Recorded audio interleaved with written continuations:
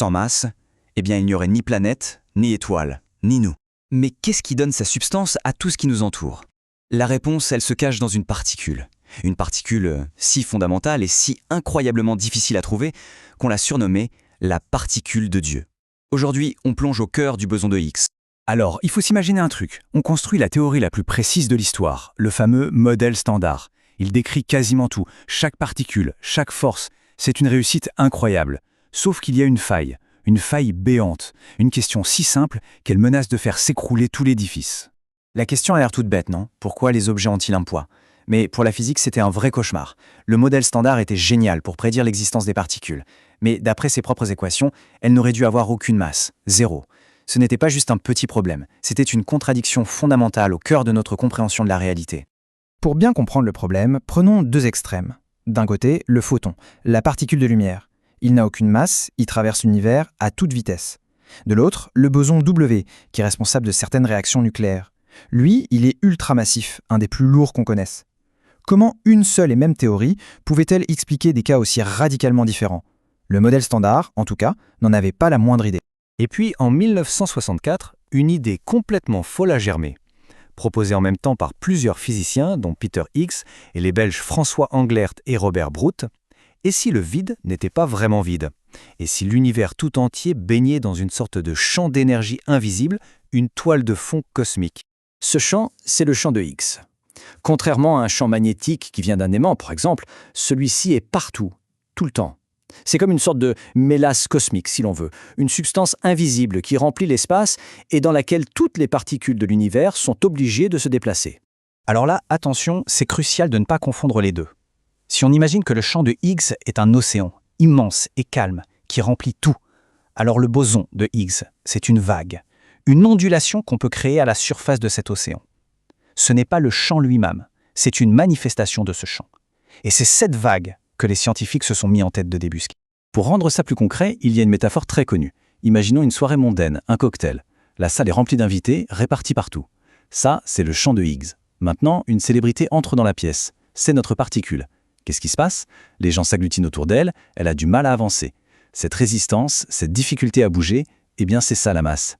Et le boson dans tout ça? C'est si une rumeur traverse la salle, créant une petite grappe d'invités qui se forme et se déplace. Ce paquet, c'est le boson de Higgs. Et voilà le déclic. La masse, en fait, ce n'est pas une propriété que les particules possèdent en elles-mêmes. C'est le résultat d'une interaction. Une particule comme le quark top, qui interagit énormément avec le champ de Higgs, est très lourde. Le photon, lui, il passe à travers sans que personne ne le remarque, donc il n'a pas de masse. Cette idée, aussi simple que géniale, changeait absolument tout. Mais bon, une idée, il faut encore la prouver. En physique, une théorie, même la plus élégante du monde, ne vaut rien sans preuve expérimentale. Pour être sûr que ce fameux champ existait, il n'y avait pas le choix. Il fallait trouver sa particule, ce fameux boson. C'est là qu'a commencé l'une des plus grandes chasses à l'homme, enfin à la particule, de toute l'histoire des sciences. Et le moins qu'on puisse dire, c'est que ça a été long, très long. Presque 50 ans se sont écoulés entre la théorie en 1964 et sa confirmation. Il a fallu des décennies pour imaginer et construire une machine titanesque, le grand collisionneur de hadrons, le LHC, au CERN. Et finalement, le 4 juillet 2012, l'annonce historique que tout le monde attendait. Un an plus tard, c'était le prix Nobel pour Englert et Higgs, une consécration. Et voici la signature. La preuve irréfutable. 125 gigaélectronvolts carrés. La masse de la nouvelle particule découverte était là. Pour se faire une idée, c'est à peu près 130 fois plus lourd qu'un proton. Et ce chiffre, il n'est pas sorti d'un chapeau, il correspondait parfaitement à la fourchette prédite par la théorie. C'était la pièce manquante du puzzle, la clé de voûte qui venait enfin solidifier tout le modèle standard. Mais en science, c'est toujours pareil. Chaque réponse apporte son lot de nouvelles questions. La découverte du boson de Higgs, ce n'était pas la fin de l'histoire, c'était en fait le début d'un tout nouveau chapitre qui nous emmène bien au-delà de ce qu'on connaissait. Le boson de Higgs est une particule vraiment à part. Vu qu'il est si intimement lié à la nature de l'espace-temps, certains physiciens ont commencé à se demander « et si c'était lui la clé pour résoudre d'autres énigmes cosmiques ?» C'est de là qu'est née une théorie assez audacieuse, la Higgsogenèse. L'idée, c'est que juste après le Big Bang, les interactions du Higgs auraient pu jouer un rôle fondamental. D'abord, en créant un tout petit déséquilibre entre la matière et l'antimatière, ce qui explique pourquoi l'univers n'a pas disparu dans un flash de lumière et pourquoi nous existons. Et ensuite, peut-être, en donnant naissance à la matière noire, cette substance invisible qui constitue 85% de la masse de l'univers. Une seule particule pour expliquer la masse, la matière et la matière noire, la perspective est juste vertigineuse. Bon, il faut qu'on aborde une question que beaucoup se posent. Ce fameux surnom, la particule de Dieu.